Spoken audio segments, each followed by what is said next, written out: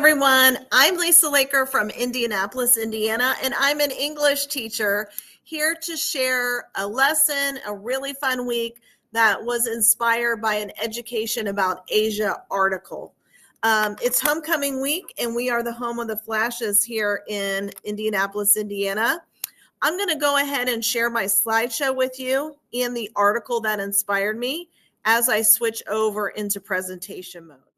Okay, so I read an article from Education About Asia, and it led to this Uda Awasi poetry contest that my dual credit world literature students absolutely loved. We made some great memories because of it. So, why Heian, Japan?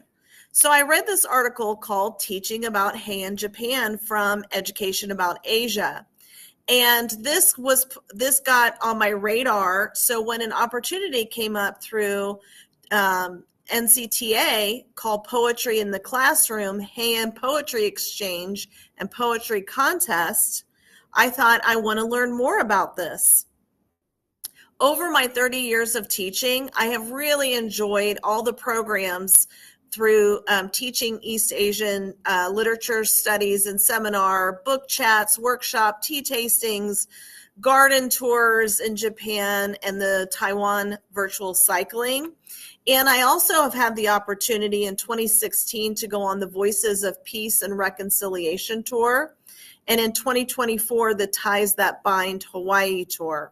So any opportunity I get to explore more about Asia, I'm in for it. And I'm constantly thinking, how can I incorporate this into my literature classroom? So the mentor text from Education About Asia was by Melinda Varner, and it was calling Teaching About Heian, Japan. Now, I did not have my students read this first. And that is something I will definitely do differently this year when I have my dual credit world lit kids, that we should read the article first and then participate in this poetry contest.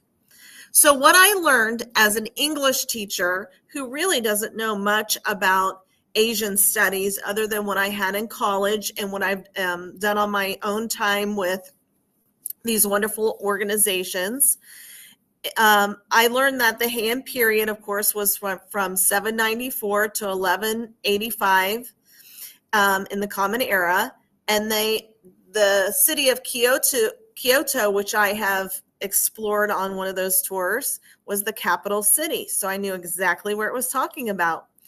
And in the article, it says Heian court continued to compose written verse and prose alike in classical Chinese. So I was very interested, and as you can see, the link to the, let me push this up a little bit. The link to the article is down below for easy reference.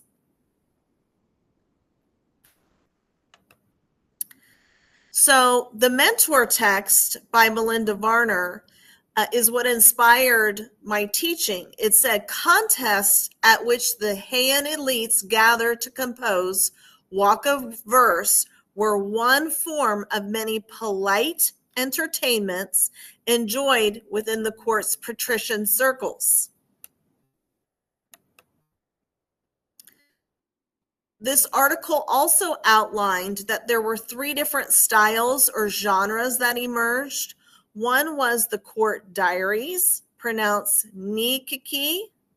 I had to spell it out there because I did not get it right the first time, which was ultra refined, polite, and the poets were upper class females. And we can see this in the Pillow Book, which I have done a little lesson on that before, and likened it to Mean Girls in the Burn Book in there. The Waka, which is the 5-line 31 syllable poetic form. And then, of course, prose tales like the Tale of Genji. So after reading this article, I then attended this NCTA workshop where they talked about the tanka, and it says it was an integral component of courtship among the capital-based aristocracy, as well as the center of, ding, ding, ding, poetry contest. And it said, learn how to run a hand court poetry contest in your classroom. And this workshop slideshow was from the University of Colorado Boulder, and the link to it is down below if you would like to explore that. But the word poetry contest, that's what piqued my interest for sure. So my rough notes, you can get to through the Google slideshow that I will be sharing. But my notes were that this is pretty cool stuff. And how can I use this in my teaching? How can we use this exchange of short poems? And how can we make it a contest, a poetry contest? So that led to Udo Awasi Poetry Contest. So in this format, in the Heian period, the left side of, there's two teams, a left and a right of poets, and the left would begin the competition, and there are many, many contestants. You do have distinguished judges, and in the Heian period, this could go on for many days. It's a festival.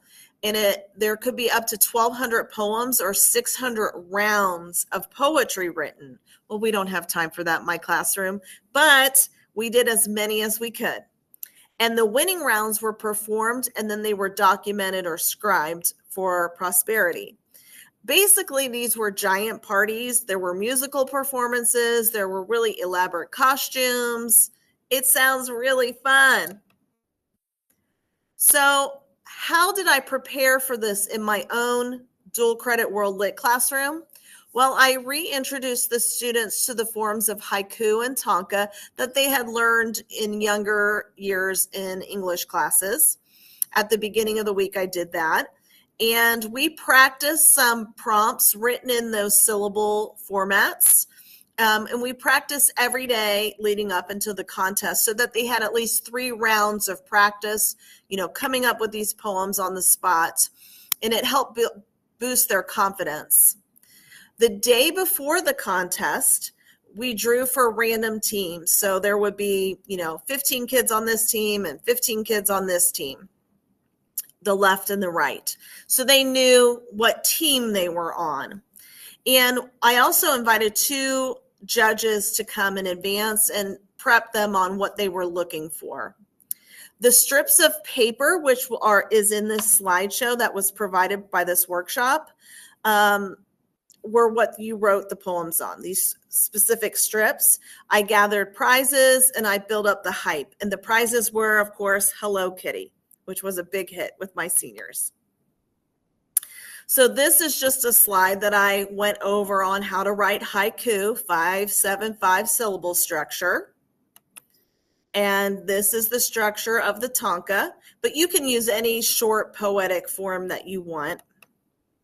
Those are the strips that you cut up and you would have per round. And then it was contest day in the class. So we divided into our 2 teams. We had a left and a right side, which my classroom this year is kind of formed that way anyway because I've had to move because of construction. And I displayed or announced the style. And on my first go round, all the poems were going to be in haiku because I thought that was probably the easiest of the 2. And I would display the topic per round. The first round was nature, and the second round, I believe, was love. And then I had a wild card round. So as you can see below, I've got David's slip right there. And he wrote this on the spot. Her eyes pierce my heart like a dagger digging in. Oh, but how I love. So that was the love round, and I believe he won that round. The wild card round this competition happened to be the day before prom. So round 3, they didn't know what the topic would be. I chose prom. So their poems were all about prom. So I set a timer And then the students would hand in their cards or their strips of paper to the judges. And the judges, as you can see, took it very seriously. That's our media center director and a fellow English teacher who had 7th period prep, which was the class that I had this dual credit World Lit kids in. And they would determine based on the coming in, is it left or right that would win? And they would announce it.